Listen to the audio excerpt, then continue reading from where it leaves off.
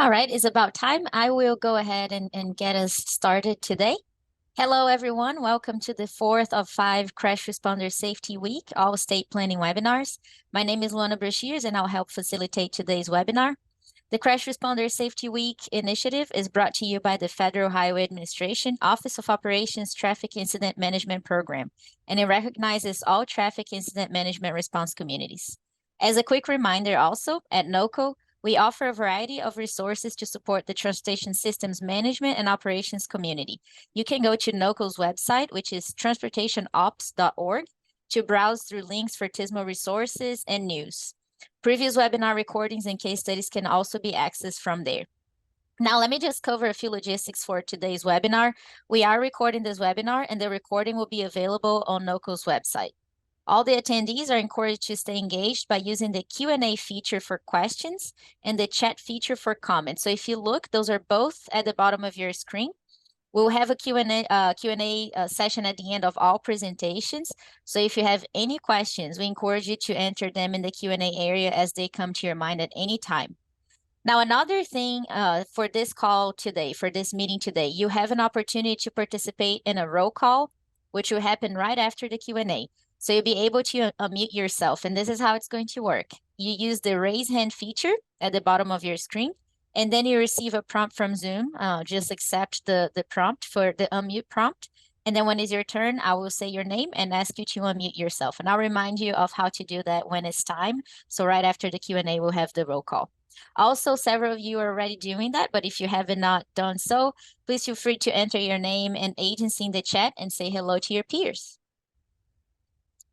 Now just to cover, this is a standard US DOT FHWA disclaimer that reinforces that product names may be used during the webinar, but the US government does not endorse any product. Additionally, views and opinions expressed in this presentation are the presenters and do not necessarily reflect those of FHWA. The host for today's Crash Responder Safety Week All-State Planning webinar is Jim Ostrich from the FHWA Office of Operations, TIM Program Office. Now I'll turn it over to Jim. Thank you, Luana, and thank you very much for the National Operations Center of Excellence support. We couldn't do it without you, and thank you everyone for taking the time to join us today. We're beside the agenda here. I just want to say we're a short 9 weeks away from CRSW week, November 13th through the 17th. So today, we have one presentation. As you can see there at 3:15, we are definitely on a fast track, reaching out to our stakeholders, all of you, the state DOTs, engaging public safety and everyone else that is an ally to the Traffic Incident Management Program. On behalf of Paul, Joden, Joe Tebow, and myself, we're just delighted that you're with us. Again, we can't do it without you. So, next slide. So what you see here is standard protocol. Obviously, what the objective of this meeting is, and this is our third year of having these all states webinar, or all states planning calls, I should say, for CRSW. But we're very much interested in those of you who are communications officers, public information officers, and in general, part of the response communities that are engaged in traffic incident management. We need you especially to get the word out and bring awareness, as the second bullet says here, to crashes, responder safety, safety as a whole, and obviously a lot of other topics that are related to crashes and responders and so on. So our program office, as Luana mentioned, the Federal Highway TIM program office, we do this 24/7, and we're very much relying on you to keep waving the flag and shedding a light on what are the crashes that never end, the line of duty deaths of responders, all disciplines, and even the move over laws for sure, and the broader TIM programs, which you can hear about during the Talking Tim webinars. I'll put a plug in for Talking Tim every month, the fourth Wednesday of every month. So next slide. Our theme for this year that we adopted from our sister administration, the National Highway Traffic Safety Administration. Protect those who protect you. For us, this is a very, how should I say, very pointed theme, because it just, it speaks to me. I mean, and I'm sure it speaks to all of you. So the more you can use the hashtag there, CRSW, and you'll see in a minute here material that we've put together for your use. But let's just think about how important this theme is. Protect those who protect you. Next slide. So, day of the week social media outreach, just as in years past. For every day of the week, we have we've actually shuffled things around a little bit. On Monday, which is the kickoff, we're going to have our national webinar, CRSW kickoff webinar. Tuesday, driver education, everything you see here. Wednesday, responder training, mass trainings, and even if you just do one class, it's worth your effort. Hopefully there's a lot more. We are approaching 700,000 responders trained, just for your information. It's taken us over 10 years, but it's still very much a hallmark project of ours. And your participation, your influence to keep training and doing good things in this area are so important. Thursday it's more than a crash, which basically goes to what I said earlier about the broader TIM program areas that Paul, Joe, and I are engaged in, and having to do with data collection and technologies for TIM. Some of you have heard about our Everyday Count 7 next generation TIM project that goes on for the next 2 years and includes the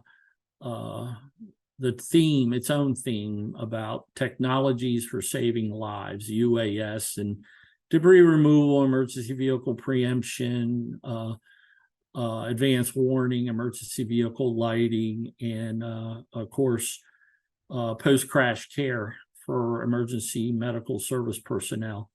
Friday, as important, we're going to be the theme for Friday covering, and you should be covering slow down, move over laws, which exist in all 50 states, DC and Puerto Rico in this country. And yeah, we definitely have our work cut out for us every year, and we're certainly not going to give up. If anything, we're going to keep pushing until one day we can report that there are zero fatalities. So next slide. Some of the activities here, these 12 that you see, are the more prevalent, common ones. We're talking a little bit more about governor's proclamations and even mayoral proclamations and or local government proclamations. But the governor's proclamations obviously are a big deal. And if you are a state, we're gonna get into a few polls here in a few minutes, as Luana mentioned. States that have done proclamations, a few have included a press event at the governor's mansion.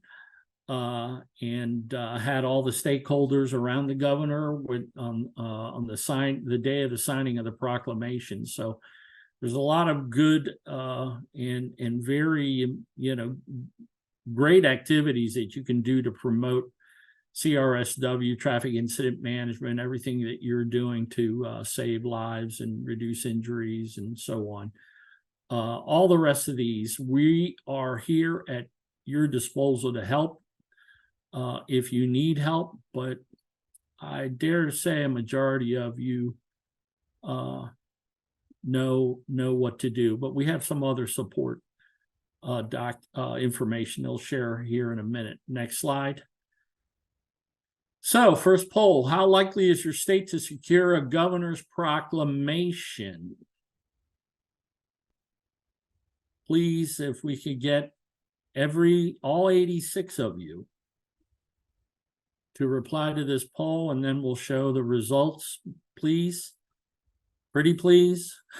Sometimes we only get about half the participants answering the polls. So another 5 seconds. 4, 3, 2, 1.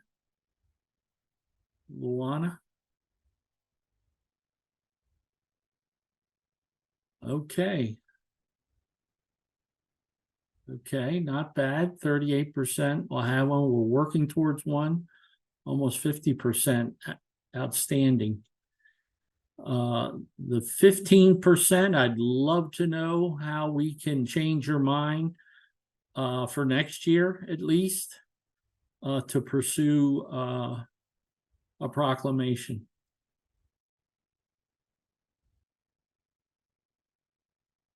Thank you, Luana. Okay, and you heard me say a couple resources and how, to help you develop a proclamation. Some of you have already seen this and filed it away to use. And if not, definitely share it with others at your local level. Basically, we've actually done a couple presentations on this over the past couple of years as well. But the sooner you get started, the earlier you get started, the better, the easier it will be. Some of you know who your leaders are and your communications directors and can work, rather quickly to get them done. Others that haven't done it in the past or, at all, may need a little bit more help. So this is available for your use. Next slide. And next poll. How likely is your state to secure an executive video message?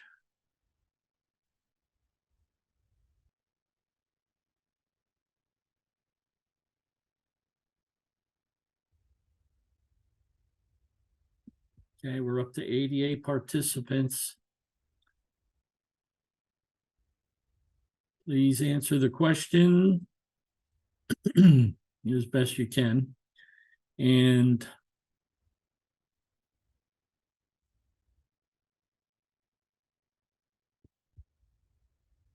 okay, 5-second countdown.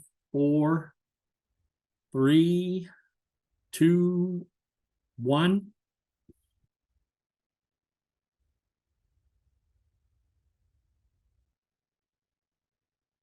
Okay.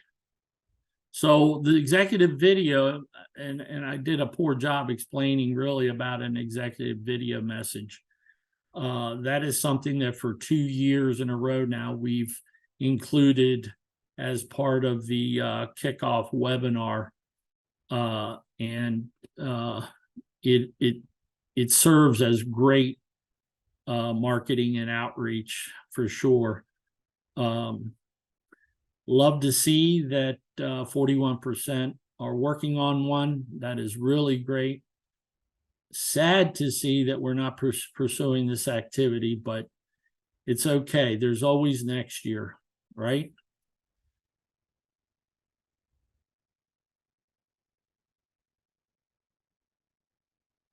Third poll, how likely is your state to hold a mass training event?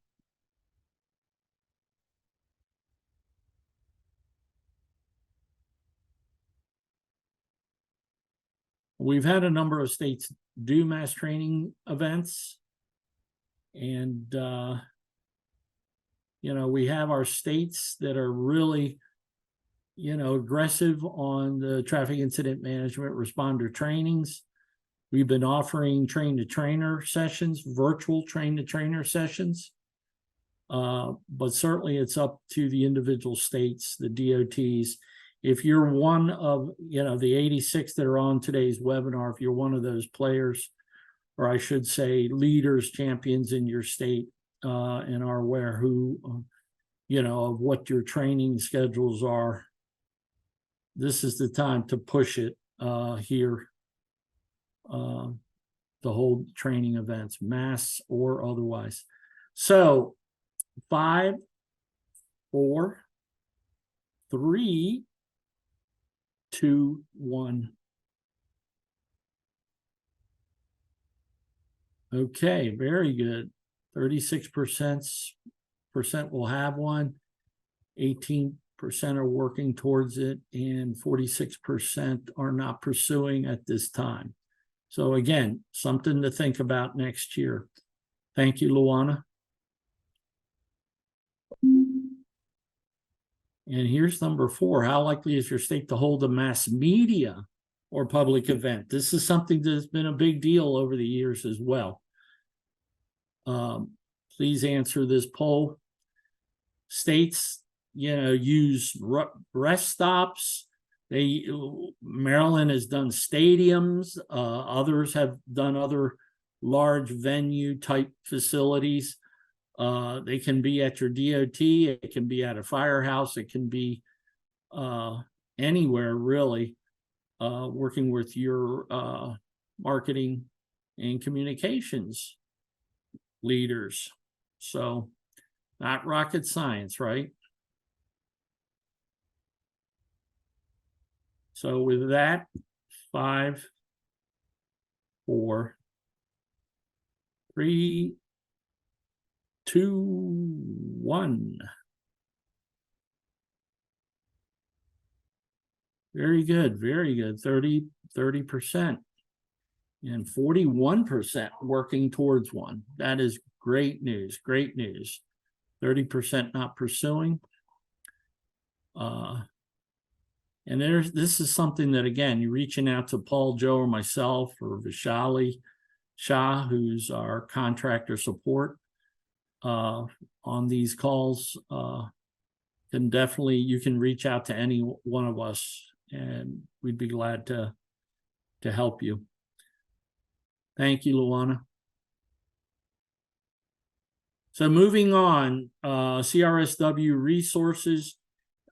You've heard me say that the CRSW, the National Operations Center of Excellence, we affectionately call the NOCO, that is hosting this webinar today. There is a tremendous amount of resources there as far as information and data, and and not just for Tim, by the way, for just all things transportation, work zones, weather, you name it. There's a plethora of information there available at your fingertips. But as far as CSW, the toolkits and a whole bunch of other material, a couple you'll see here in a minute, that is still being updated, and you should be able to find it on the NOCO website in the next week or so. The FHWA Crash Responder Safety Week site, that URL that you see there, is also being updated with those same materials. Unfortunately, for us and for Shali, our team, we're going to be reusing some of those same materials. So just a matter of updating some of the stats and other content on those documents. But we're trying to give you as much as possible to make it easy for you to do your Crash Responder Safety Week activities. Next slide. So this is one of the products I was mentioning, referring to, which is a flyer. It's a customizable flyer where you can insert your photo, you can insert your agency logo. So look for this in the next week or two, and feel free to use it, please. If there's any questions, let us know. Next slide. So you heard me mention mayoral and county executive, or what I was calling local proclamations. This is something that we're promoting as well. Looks like we're going to have a couple of states, a couple jurisdictions, hopefully more, that are going to actually put forth or successfully achieve a mayoral proclamation, and maybe even county executive proclamation.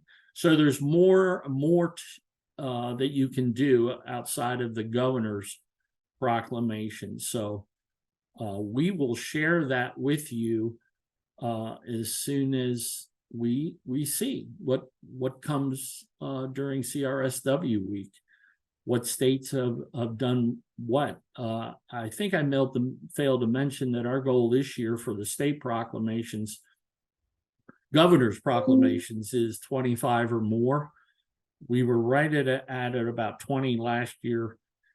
So we encourage you to keep working on the ones you're working on for this year. And the NOCO will soon offer a template, as you see here, because we have been asked to provide a template. Next slide. So without any further delay, I'm honored to introduce Jason Decembre, who's the Director of Transportation, Mobility, and Operations for Maryland State Highway Administration, and a great ally and just great leader and champion for all things TIM, and today CRSW. Jason? Hey, good afternoon, everybody. Happy to be with you today and to talk a little bit about what Maryland's going to be doing for this year, what we've done in the past, focusing primarily on social media and public outreach, but we'll touch on a little bit about some other things like events and outreach that we're going to be doing.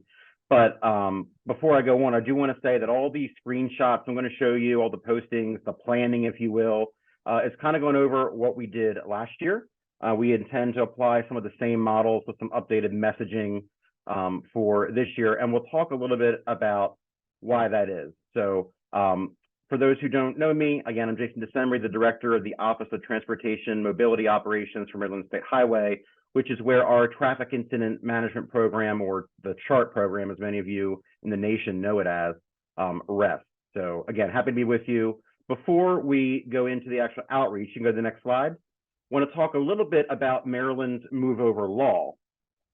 We are one of the states that does now include all vehicles on the shoulder that displays some type of warning. So flashing lights, triangles, things like that. And the same rules apply, that you must move over or slow down for those vehicles. That was changed in 2022. You can see some of the fines there on the screen. It does carry 1 point regardless of the situation, 1 point on your license. And then if it causes a crash, 3 points, death or major PI, up to 3 points. There's a web link you'll see there, zerodeathmaryland.gov. There's a lot of resources on there that kind of go over our move over law, but one of the things when we talk about outreach, when it comes to the move over law, we also put outreach and material on there for motorists who have broken down. So I'm not showing any of that here, but there are kind of two aspects to that education piece on that website. One is about those who are driving, what to do when you see a disabled vehicle or an emergency responder. And the second piece is, if you are a motorist who has broken down, what should you be doing, on the shoulder of the road? So trying to hit the driver education piece with all things. But what's interesting is this change to the move over law last year actually caused some unique, I won't say challenges, right, but some things we had to think through when it came to our messaging, in particular on the Crash Responder Awareness Week, because we were very much so focused on move over law, move over law, move over law, because it applied to scene responders. Now that it didn't, it became an interesting conversation on how to incorporate aspects of the move over law into that campaign without, I'll say, diminishing the focus on crash responders. Go ahead to the next slide. So just a little bit of the overview of how we kind of do our planning. So about 4 months or so out, July, August, when the CRSW planning calls really start kicking off and the interest really starts gaining traction as the event becomes near, we'll start our own internal planning calls. So those are usually held monthly. And when internal, I mean internal to SHA. I did fail to mention that, at least in Maryland, a lot of the activities surrounding Crash Responder Safety Week are led by the DOT. And we'll obviously incorporate our law enforcement partners, our fire partners, but the DOT kind of leads the charge there. So at SHA, we'll have some internal calls between our operations folks, our communications teams, and we'll also loop in some members of the Maryland Transportation Authority, who are a peer agency handling the toll roads. And we'll start talking about kind of what we're thinking. There's usually some emails back and forth as well ahead of that. And we'll start trying to figure out what's the event this year, what's kind of the social media plan, how does it kind of tie in. Around that September timeframe, we're really starting to loop in the other partners that we might want at the event, or that if we have a targeted social media tag or something that we want to partner with, we're starting to loop those other agencies in, as well as our other DOT partners like the Maryland Aviation Administration, Maryland Transit Administration, and the Motor Vehicle Administration, who actually is the home of our Maryland Highway Safety Office, who does a lot of campaigns for us as well. By the beginning of October, we started actually kind of thinking through what are the messages for this year, what are they going to look like. We do try to post once per day for the entire week of CRSW. And then by mid-October, we've really tried to hammer down the finalization of the in-person details. Prior to COVID, that in-person event was very, very large. A lot of media, a lot of responders. We at one point prior to COVID, I think it was 2018, had to actually use M&T Bank Stadium, which is where the Ravens play, because we had so many responders attending. So large in scale. Obviously, COVID put a stall to those events. So we'll talk a little bit later about what we're thinking for this year, but we'll hammer that down around mid-October, and then by late October, early November, we're starting to schedule our posts. We've got all of our photographs sourced, updated, tied to what we want.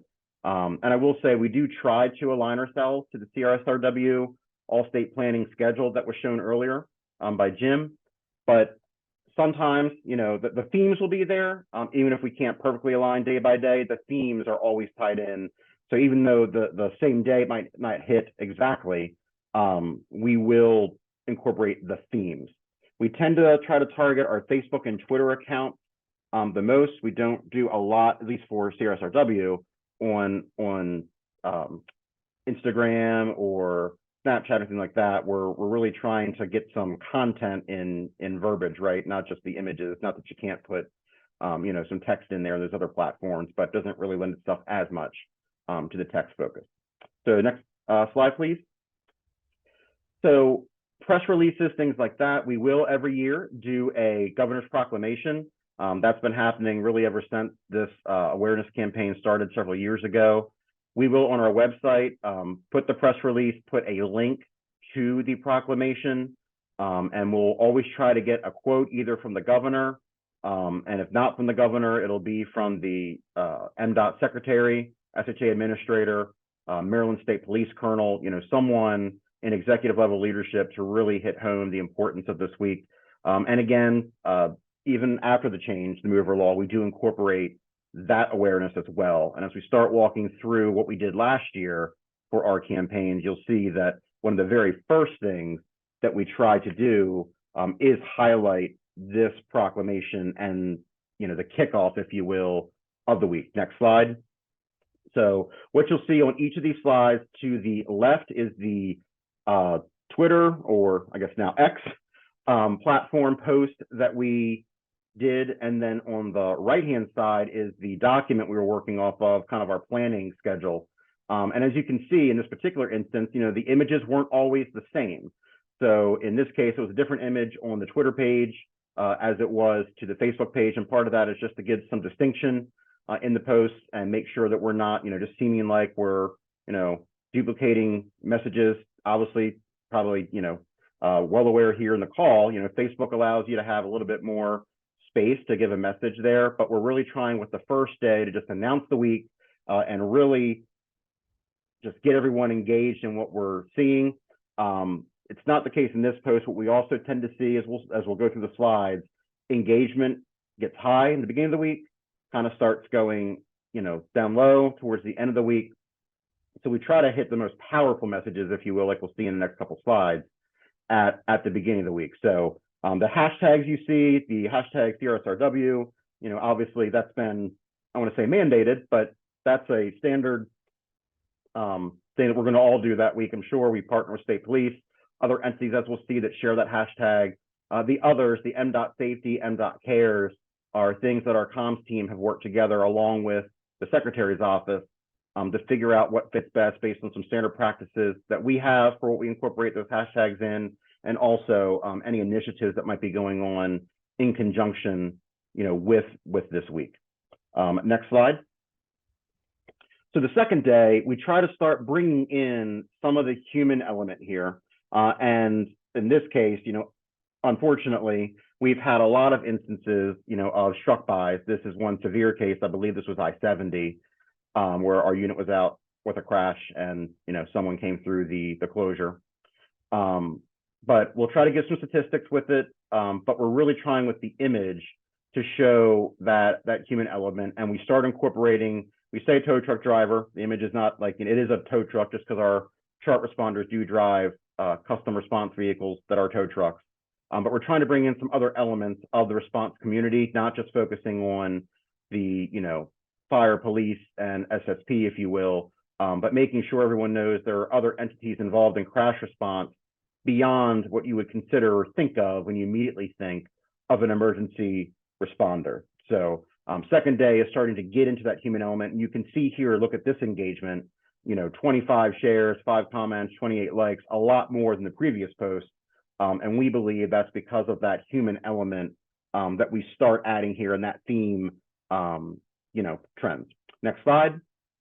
Third day, we start trying to show what a scene might look like. In this case, it was the recovery of a overturned commercial vehicle. And again, showing not just our emergency response partners with the red and blue lights, but also those in the towing community that are also at risk, on the scene of things. Not as much statistics here, but really just focusing on slow down, move over. Here's what a scene looks like. They've got some activity going on, and we'll touch a little bit on why we try to show that activity when we talk a little bit later about the events we try to put on. Next slide. Selfish plug. DOT led. We always try to pick a day at some point to focus on the chart patrols, or in your state might be an SSP, whatever your DOT patrol is, because they're doing a lot of things, above and beyond just what we would typically think of an incident scene, right? The motorist assistance piece, which for us in Maryland tied in well because of that change to the move over law, even though they would count anyway because they're emergency responder on scene then. I did fail to mention, our chart units, when the law first came out in 2010, were covered because in Maryland, our SSP vehicles are licensed with the MVA as a certified emergency vehicle. So same legal authority as a police or fire officer when it comes to the lights and siren component. So selfish plug to them. Want to highlight all the work they do every year. But what I want to point out on the right-hand side, if you look at the Facebook message that we put out last year, we talk about sometimes after actioning incident scenes. Sometimes what I like to do is after action, even a media campaign. What should we do differently? I pointed out the engagement we got from the post 2 posts ago about the human element. So we talk about the $1.3 billion direct financial benefit from our SSPs. That's actually up to $2 billion.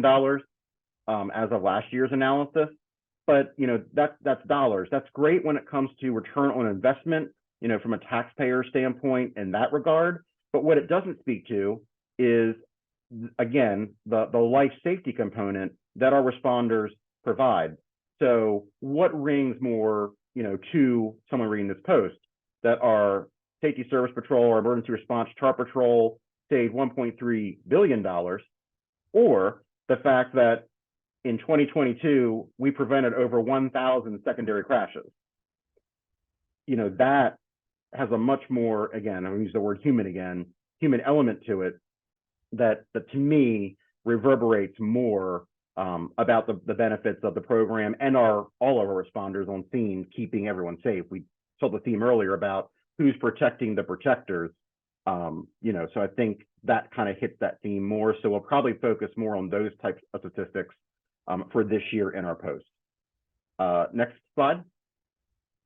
So for the final day of the work week where we were posting these, last year, again, to change the Maryland law, we didn't want to lose the responder piece, but we wanted to kind of touch a little bit on the disabled vehicle shoulder piece. So we made the decision here to put a picture of our emergency responder chart patrol changing someone's tire on the side of the road. Again, a little bit of statistics, but we're really kind of trying to tie those things together, move over or slow down. I do think we sometimes, even in our messaging, as we'll see later, lose the slow down piece. We've gotten a lot of feedback in some of the, well, I say a lot, some of the comments you'll read on some of the posts from the public are, yeah, I can't always move over, or you're asking me to make a very quick lane change, which is also unsafe. So you're asking me to do an unsafe thing. But there is another component to the law and to the guidance, which is not just move over. If you can't move over, slow down. So I think, and holistically as a community, we can do some more to, yes, we want them to move over. That's the safest thing for our responders and honestly for them. But that's not the only option, right? Slowing down is also an option. Next slide. So other agencies also partner. Again, it's not always necessarily strategic when it comes to what we're all going to post or how we're going to tie in each day. But we do, talk to each other, come up with some campaign, if you will, that yes, we're all going to post at least once or twice a week. And these are just some examples of what was posted last year. To the left, some posts from our sister agency, the NDTA. There were other response community partners that posted as well, but just showing one from Baltimore County Fire. I mentioned the Maryland Highway Safety Office that also partners with us and comes up with a lot of the marketing material that we use. You see that there towards the middle of the screen with the graphic they came up with when the law changed that emphasizes the fact that it's all vehicles now. What I found interesting, the post on the far right was actually a comment to one of our posts that I had previously showed from a 911 emergency comms group channel that posted to us. So I thought it was good seeing some of that engagement, not just in partnering with actually posting or sharing, but commenting on each other's posts. I think that creates some traction and shows that sense of community that we'd like to build, inside of our agencies. Next slide. So what are some other things we're doing besides social media? So one of the things that we've done in the past, again, this was really a thing pre-COVID. We're thinking about whether we started up this year or not. We may or may not, but at some point, and then again, you're always trying to make sure you don't always repeat yourself. You're staying somewhat fresh, but point out good ideas that you may have done before, is to do some ride-alongs with your emergency patrols.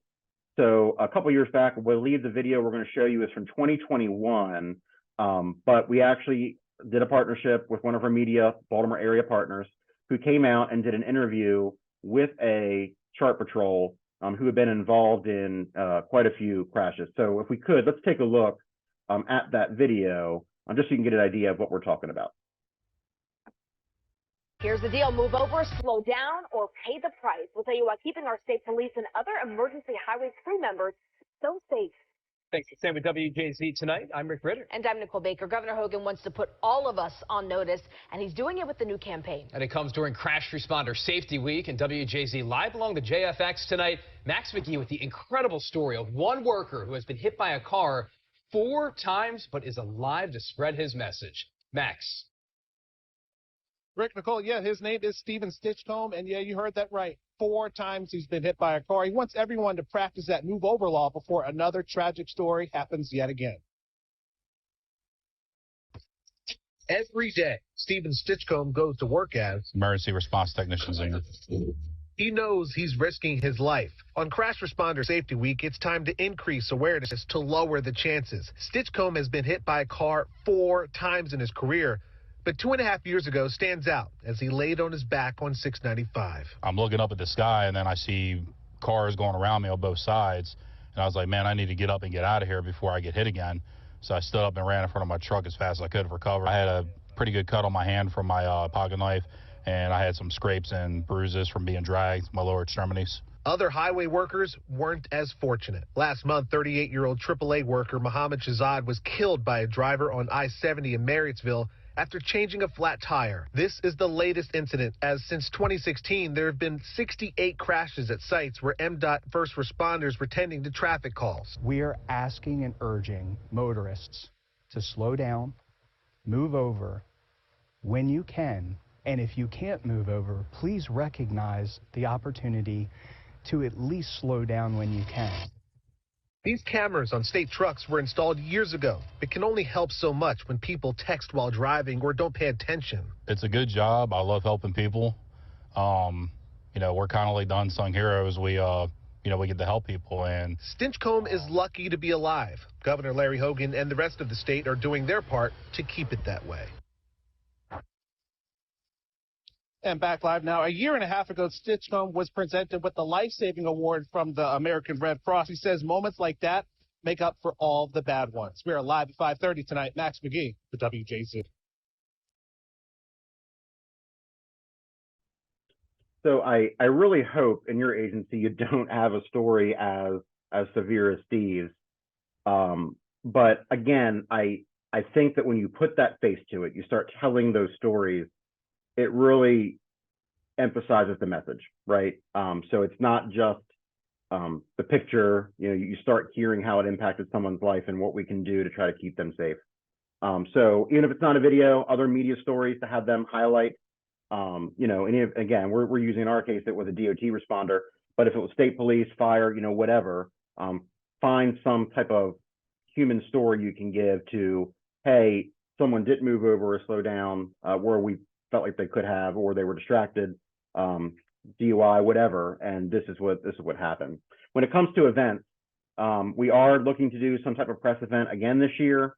We're hoping, you know, this has not been confirmed yet, so do not take this as it's going to happen, but we're hoping we can get the governor or lieutenant governor to attend, and part of that is, you know, in addition to just the proclamation piece and it being at the governor's level, you know, Governor Moore has made it clear that safety is a key component of his administration, a key goal. And so we think this fits in well with those priorities for the administration.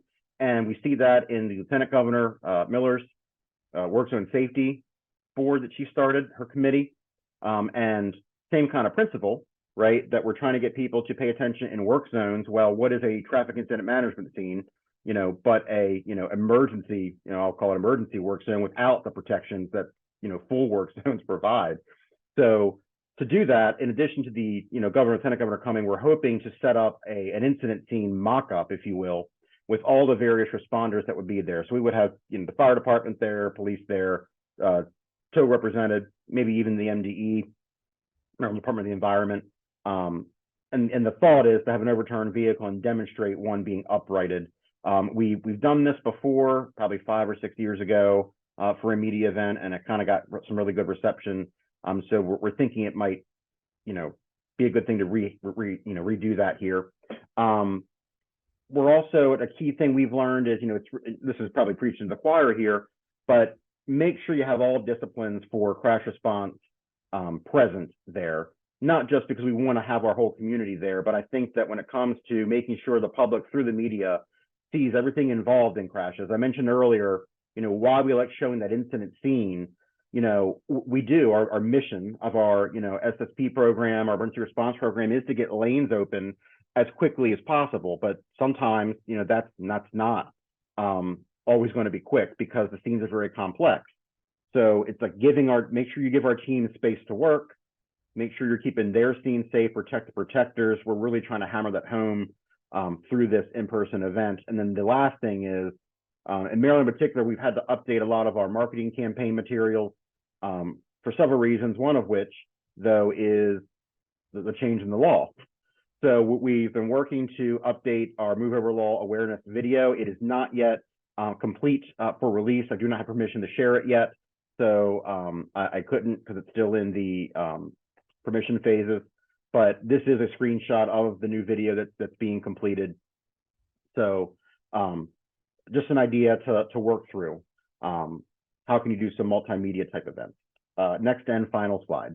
So the last thing I want to touch on, this is not really the theme of today, but I do want to talk a little bit about the emergency signage and just kind of give some insight that we experienced here. So the first sign you see is what the signs used to always say before the Move Over Law was changed. So whether it was in 2010 with the traditional emergency vehicles, if you will, and then once we incorporated our tow community peers, we kept it the same. You know, they're emergency responder just like everybody else, didn't change the message. When the law changed in 2022, well, how do you really message that without, you know, with the space you have on a DMS? You have some space constraints. So we thought that the middle message would make sense. And it wasn't necessarily bad guidance. And we talked about the very thing the public called us on. So we put this message out, and then within like a week or so, we got some comments, couple, that basically said, yeah, that's a nice sign, but it's not the law. The law says you've got to have some kind of indicator, a flasher, triangle, you know, whatever. You got to have some marker on the vehicle on the shoulder. So we're like, yes, you're not wrong. We didn't necessarily think that the sign was bad guidance, though. But seeing that the sign below that is what we're thinking will be the message for this year. Just some insights I thought would be interesting to my peers here on the call about what we experienced when we changed the Move Over Law to encompass all vehicles. And with that, I'll be happy to transition and take any questions that anyone may have. And again, appreciate the time and opportunity. Hey, Jason, great job. Great job. And I hope everyone on the webinar today took notes and appreciates everything that you just shared there, Jason. Seriously, that was just fantastic. And questions for Jason. I don't know, Luana, do we have any here? Paul or Joe, anybody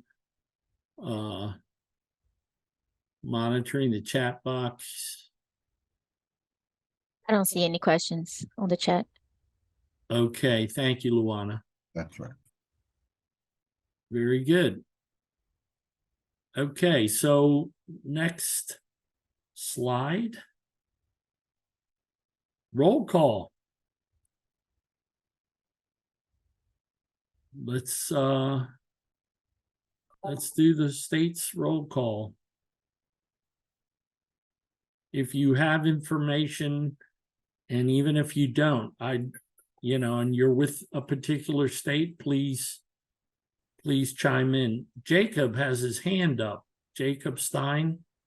Yeah, calling in from Maine. We're working on doing a governor's proclamation and having an event at the governor's mansion with first responders and fire trucks and police trucks and ambulances. We're working on that. That's the plan, along with a press release with as many agencies signed on as possible, along with a social media campaign across all of the agencies that are on the press release. We're going to try to have them all do the same type, roughly, depending on their messaging, like what their goal is, do their the same posts. Outstanding, Jacob. That's music to our ears. And please share when it's all said and done, just share everything you can, photos and any videos, the proclamation, anything and everything, so that we can promote you and the good work that the state of Maine is doing. So Kudos to you. Thank you. Anybody else want to raise their hand? Ainsley? Hey, that is right, Ainsley. Can you hear me okay? Sure can. Awesome. Well, hey, everybody, this is Ainsley. I'm from 511 Georgia and along with Georgia DOT. And just a few things also, this is also a great presentation, so wonderful hearing all the ideas. We do a lot on our social pages as well as our 501 Georgia. So we're going to be following those themes. We have 2 safety service patrol within the state. We have Hero, which is in our metro Atlanta area, as well as Champ, which is outside. And so we do a lot. We're going to do some vignettes as well as kind of, as Jason was saying earlier about humanizing, working with GDOT to figure out the best way to tell those stories on our channels as people call 511 to get those services. So just spreading awareness that way. And we're also going to put some news articles up onto our website. And we're going to look to extend some outreach as well as, make sure we're having some tours at our TMCs, providing information potentially to rest areas. And then last year we did work with the department as well to send out thank you cards to different groups of crash responders. That was noted from the commissioner. So we're going to try to look to see what we can revamp across all of our channels again this year. Bravo, bravo, Ainsley. That is just fantastic. And dare I say, this great state of Georgia is a great friend of the program as well. So kudos to you as well. Christopher. Thank you. Hi, my name is Christopher Pikash. I'm with the great state of North Carolina. And just a quick update on how we're proceeding. We're looking at our governor's proclamation. We've done it the last 3 years. We should be able to get a 4th year in a row out of it this year. And we're looking to do a live signing, if possible. If not, we'll definitely do a video recording and get that out there on various news agencies and social media. As far as some Sharp 2, we have some incident management coordinators spread out throughout the state to cover our various regions that will do kind of like somebody mentioned earlier, a blitz on some Sharp 2 training with our local agencies in those areas. And our STOCs and DOT will have some updated messages to be displayed at various different days along the week on our DMS boards. And we are looking at a event. However, that event won't take place during Crash Responder Safety Week, where we simulate a crash with all the different responder agencies. We plan on capturing a lot of that data and coverage and kind of displaying that, presenting that during Crash Responder Safety Week. That's about it. Outstanding, Christopher. Thanks for sharing that. And don't forget to share any of those materials, videos, etc. We cherish those and we ask everyone to share. Michael Youngbluth from the great state of Wisconsin. Yeah, good afternoon, everyone. Just wanted to give you a couple updates on a couple of our initiatives. We are looking at having a media event either with the governor or our transportation secretary in one of our northwestern counties that where 3 of our plow trucks were struck within a 24-hour period during a snow event earlier this year. So they're going to try and highlight all the things regarding Crash Responder Safety Week and kick it off potentially there on Monday with a media event. And then also we are expanding our Light a Bridge. For those that have been to Milwaukee, we have the Hone Bridge, which is a huge bridge that goes over an entrance into the Milwaukee port that's lit daily. And we're going to be lighting that bridge again this year. We've expanded to the northwest part of Wisconsin, Eau Claire, the city of Eau Claire, for a river bridge that will be lit each day, honoring our first responders, individual first responder. And then for those who are Packer fans, we are also working with the city of Green Bay to light the Ray Nitschke and Bart Starr bridges. Wow. So we are continuing to move forward with that, and those are great opportunities for our first responders to go out there and get a little photo op. So yes, sir, Michael. Love those bridge illuminations that you guys do. That is very innovative. I love those. Outstanding, sir. Michael, quick question. Since you have these great relationships and you're lighting the bridges with these different cities, is it an opportunity perhaps to talk to the city leadership to see if you could do like a mayoral or a county proclamation in addition to the governor's event that you guys are doing? yes, we will be reaching out to, obviously, the Milwaukee Bridge is owned by DOT, but the Eau Claire and Green Bay bridges are managed by city government, local governments. So those two local governments will be working with to see if they will be willing to do a proclamation to support the bridge lighting. Excellent. And Luana, we got a message to unmute Caroline Moreno from California DOT, Caltrans, I guess. Yeah, Yes. Caroline, are you able to speak? Yes, I am. Thank you. Yes, we will be, excuse me, I'm recovering from COVID here. We will be holding a press event on November 13th at our TMC here near, just outside of Sacramento. Looking to invite CHP, Office of Traffic Safety, potentially FHWA, and the president of the Tow Truck Association and the Freeway Service Patrol. We're just working out those details now. I've been out of the office for a while, so we're also going to start our media buy for our Move Over campaign. So we're going to incorporate the two of those together that week. Very good, Caroline. Thanks for sharing that and hope you feel better soon. Thank you. Ansley, do you have another comment? Your hand is up. Oh, apologies. I never put it down. I'm all good. No worries. By the way, I love the exchanges in the chat pod where you're communicating with each other and sharing each other's contact information. And that's what it's also all about. So we appreciate that. Vishali, Luana, I know we didn't jump to the all states slide. Maybe we don't need to do that. There's still a few people with their hands up. Yeah, I know. So Oh, okay. Do you want to so do we that? can keep this going, Luana, if you'd like. Yeah, As is. I see Tracy Bramble. Tracy has her hand up as well as Will Cluis. So maybe in that order. All right, Tracy? good. Hi, guys. This is Tracy Bramble from the Iowa DOT. Just a few things that we're doing. We have a pretty robust statewide TIM committee. So we'll be promoting this week and all of the messaging through that. We'll be doing a lot of social media.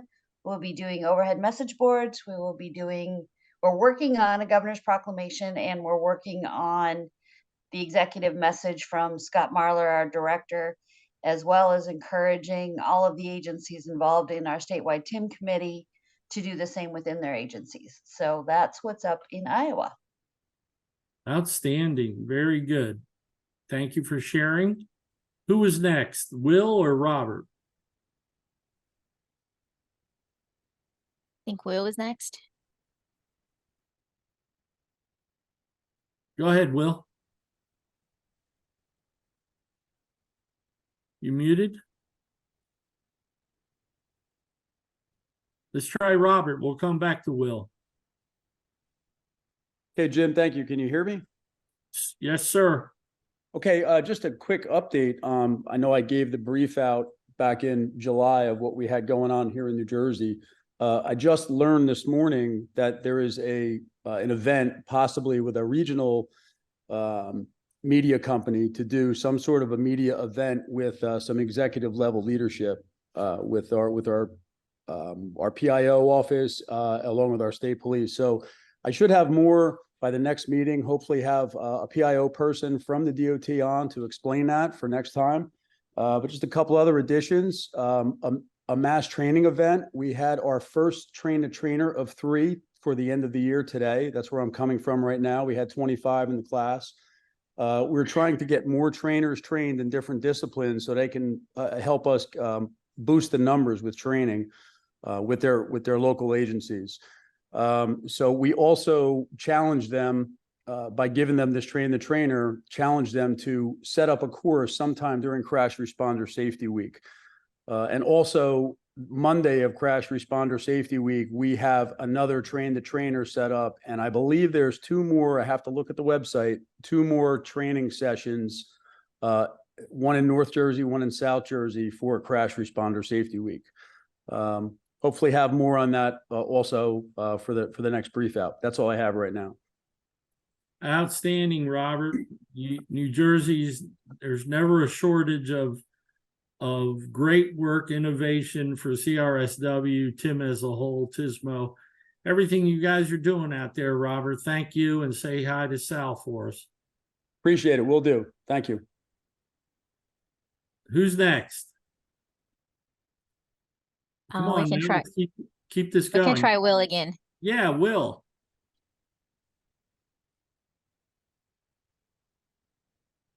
Still can't hear from Will. Can't hear Will yet. So we can jump to Jeff. Jeff. Hello, Jeff Council here, Peoria, Illinois. Yes, sir. I'll try to be brief. I've been studying the crashes. I started a crash database 3.5 years ago, which now kind of sounds like a long time, but I've kept it going. And this story has really come together just early this year. I've put together these, basically this information onto a small postcard, and then I condensed it even further to a little pocket card. And so I've got these yellow cards developed now, which help to show the directions that the crash data is pointing us in. And so I just sent you, Paul, Jim, and Joe an email, and then mailed you some cards in the mail today. So you'll receive those. So I just wanted to share, it's kind of an exciting story. This crash data story helps to give us hope and direction. So thank you, guys. Jeff, thank you. And we look forward to receiving that material and see how we can collaborate. I know you've made a couple attempts over the past year or so. So anyway, keep doing what you're doing. Will, did we get Will back on yet? If not, we'll go to Vince Fairhurst. I think you had your hand up, Vince. Hey, Jim.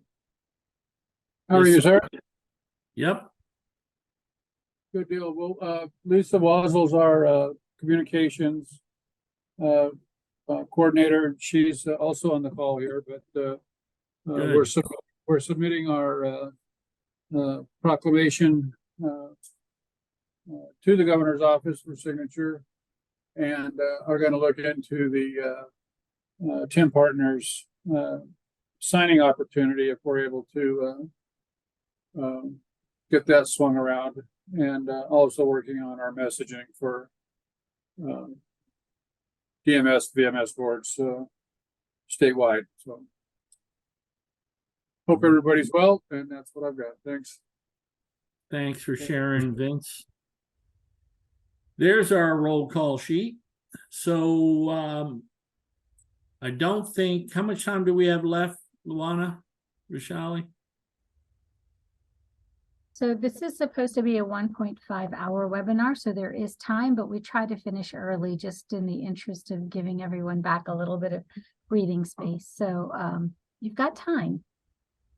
Right. So since I'm getting old and don't recall all the states, I'll go through quick. How about that? Is there any report from Alabama, Alaska, Arizona, Arkansas, California? We had, let's see, Colorado, Connecticut, Delaware, the District of Columbia, Florida. Just stop me if I'm going too fast, but I'm doing it on purpose, obviously. Florida, Georgia, we got a great report out. Hawaii, I think. Who was that? Hey Jim, John this is John. Williams, Hawaii. Great to hear you, John. All right. So basically, this is John Williams from Hawaii DOT Highways Division. Just give you a quick rundown on what we got going. Most likely we'll have a governor's proclamation. Just waiting on one approval. As for the DMS signs, we'll have something on the DMS signs. We'll be working with our public affairs office for a social media campaign, as well as a press release and website presence. We'll also most likely be working on some radio spots. I think they're going to be working on some 15-second radio spots, or maybe a series of them. That'll be probably broadcast on various associated radio stations. There's probably going to be a maybe like a 2 to 3 minute question and answer session with our director as well regarding the CRSW. So that's basically what we got going on so far. Very good, John. Thank you for sharing that. And I Hey, should Jim, have Juliana from Florida also wants to speak. Yeah, thank you, Luana. I just want to tell John, though, that our hearts go out to you and to your loss in Maui, John. That's still very much in our minds. So I just wanted to say that. Thank you. Thank you, Jim. Yes, sir. Luana, I'm sorry. Who was the next person? Juliana from Florida. Very good. Hello, good afternoon. Good afternoon. I work here for the Florida Turnpike in Florida, and I work directly for the Structure Maintenance Department, and we are very involved in crash response, bridge hits and stuff like that. So that's why I'm attending today. Well, we're delighted you are attending, and please stay with us and keep doing great things in Florida. Thank you. Thank you. So I'm going to move to Idaho, Illinois, Indiana. We heard from Iowa, Kansas. Hey, Jim. This is Shivraj with the statewide TMC in Kansas. Hey, Shivraj. Our plan, I think, is to, just like last year, have some extensive messaging for the Crash Responder Safety Week with our safety messaging we do every weekend and through the week, and then also have outreach on the social media pages through our safety group. So I believe that's the plan, but if there's more, we'll let the group know, but that's all I know for now. Okay, great. Thank you for sharing. Yep. Kentucky, Louisiana. We heard from Maine. We heard from Maryland, Massachusetts, Michigan, Minnesota. John? Or was that no? Let me back up. Pardon me. Sorry, Don Miller, Michigan. Yes, that is correct. Good afternoon, everyone. We will be planning a media event in the Southwest region of Michigan. Typically, we've held our media events. We held them in Southeast Michigan and also in Western Michigan. So we're going to move the media event over to the southwestern side of the state, Kalamazoo area, if anyone's familiar with geography in Michigan. And we'll have assistance from our communications team to promote messages on social media and send out a media release that will not only advocate for Crash Responder Safety Week, but informing about our media event that will be happening.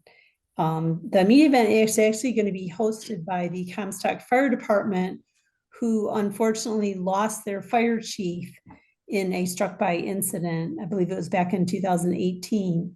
So I'm sure that's very close to home for them to support Crash Responder Safety Week. We're also going to submit for a governor's proclamation, and we'll be posting messages on our dynamic message signs as well. So that's all I have today. Thank you. Excellent. Thank you, Dawn. Great work. Minnesota? Hey, this is John. There, Go ahead, yeah, John. go ahead, Tony. Go ahead, Tony. I was going to throw it over to you. All right, Tony Casella, I'm the statewide TIM coordinator here for MnDOT. I have a lengthy task list, so I'm just going to kind of walk through it for the things that we're doing. This is our 20th year of our Towards Zero Death program. So we are going to do a media event in conjunction with the TZD conference in Rochester, Minnesota. During the conference, we're going to host a media event. The governor is invited to that event. We are discussing doing 2 separate proclamations or merging it into one. We're looking to have the mayor of Rochester there, possibly public safety deputy commissioner, and then possibly the director of Office of Traffic Safety here in Minnesota. A representative from our state patrol to speak. Media packets, vehicles we'll use will be part of the event. We're looking to try to get a messaging at our exam station and our DMV deputy registers. We're talking about getting any available portable message boards in safe locations with the same messaging. We are not doing ride-alongs this year. We are doing a couple of bridge lightings. One is the Interstate 35W River Bridge and one City of Minneapolis River Bridge. We are going to push social media out. We are going to do live stream the video and record it as well for those that want to use it. We're working on personal impact speakers in that same city where the event is going to be hosted. They've had 2 firefighters that have been struck. I don't know the details, but we're trying to work that out. Their fire chief hopefully will speak at the day of the event as well. Our DMSs will be lit with a message for that week. And we are going to do a interview on our traffic with our traffic DJ here at the RTMC. And then we're just going to push it to our MnDOT and our Department of Public Safety employees as well in-house. And then there's been a discussion to expand on the bridge lightings to go to some building lighting and some our US Bank Stadium that we're currently working on. So we are in the process of merging the Minnesota TIM training material with the national training. And as people talk about that in this call, I'm just thinking about hopefully we'll have it done for next year, and we could maybe do a mass TIM training event then too. So that's all I have. Thank you for your time. Thank you, Tony. Great report.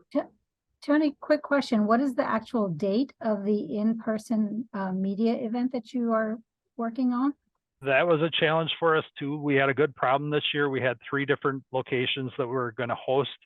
The conference is actually Tuesday and Wednesday. So we were trying to figure out what to do. So the event will actually be held on Tuesday. Okay. November 14th? The 14th, yes. Okay. Excellent. Thank you. Very good. John, did you want to add anything? No, Tony's got it. Thanks. Okay, great job, Minnesota. Moving on here, Mississippi, Missouri, Montana, Nebraska, Nevada, New Hampshire. We heard from New Jersey, New Mexico, New York, North Carolina, we heard from North Dakota, Ohio, Oklahoma, Oregon, Pennsylvania, Puerto Rico, Rhode Island, South Carolina, South Dakota, Tennessee, Texas, Utah, Vermont, Virginia, Washington State. We heard from Vince Fairhurst. West Virginia.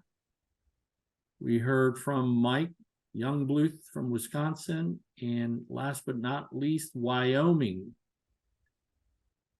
So something to give you to think about, okay? We're 2 years into what could possibly be a trend, a downward trend on responders struck by line of duty deaths.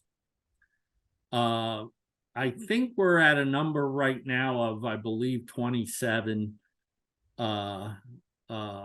struck bys, fatalities.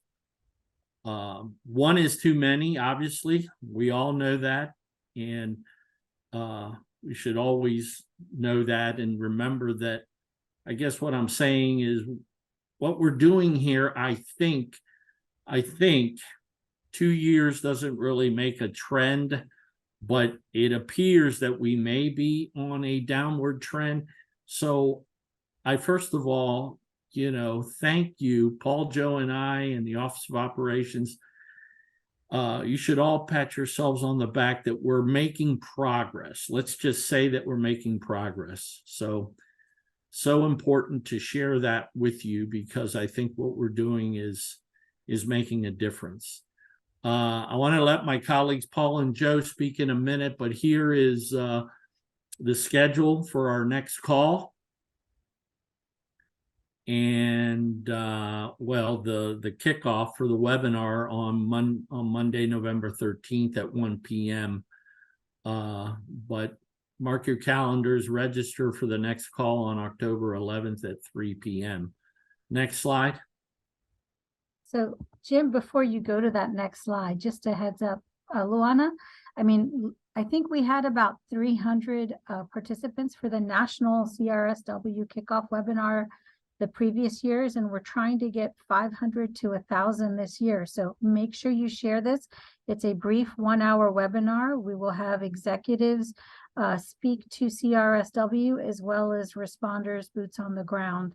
And the key is at the end, we are going to have every association and responder sign the national proclamation, and it will be a live event. So we want to make sure that, we don't miss it. And, if we get 1,000 participants, that's even more amazing. So, share the information and the link for the webinar with your coworkers, with your fellow responders, and plan to be there November 13th at 1 p.m. And our final planning call, as Jim said, is second Wednesday in October. And we will review all of the resources that will be definitely live by then. So that would include things like the CRSW flyer, the draft proclamation for local agencies, the press release, sample language, things of that sort, sample newsletter that you can use with your different response organizations. So be sure to come to that one as well. Thank you, Jim. Thank you, Vishali. So our next slide has to do with funding opportunities. And I'd like to ask Paul. Paul, are you still with us? Are you able to speak to this? I'm alive and well here. There he is. Yeah. So what we're trying to do, we know there's grants floating around, and we don't have a good handle on the grants that are available for the responder community, for you folks. But we did come across this that we wanted to share. We're going to be sharing it in other forums as well. They're called the SMART grants, and I won't have to read the long name, but if you look at the grant, if you just take a look at the eligibility of the grant, at first glance, it doesn't seem like Tim and responder safety and crashes are eligible. If you dig deeper into their use cases, it talks about increased worker safety and reduced crashes and traffic incidents using work zone safety technology, something automated crash attenuators that leverage the stuff. But this is just an example. So anything that increases worker safety is eligible for these grants. So I would encourage you to go to the website. You can see that there's another one there on prioritizing emergency vehicles through traffic signal priority. We that's part of our Everyday Counts initiative. More to come on that. Hopefully you can maybe learn more about that piece. But anyways, go to the website, read more about the SMART grants. They are just another opportunity. We going to be sharing more and more of this information as we start finding out about it, about some of this legislation that is that US DOT frankly is just still sorting through. So just keep it in mind, and but the bad news is the deadline is October 10th. So if you have a project in mind or something that could potentially apply for, I would get going with it. I know that sometimes it can be cumbersome, but so the 10th isn't a lot of time. So, but that's it. Thanks everybody. Thanks for participating today. Really appreciate all the fine work and all the good things we heard today. It's awesome. So thanks, Jim. Yes, Paul, thank you. And Joe Tebow, you there? Oh yeah, I'm here. Greetings, everyone.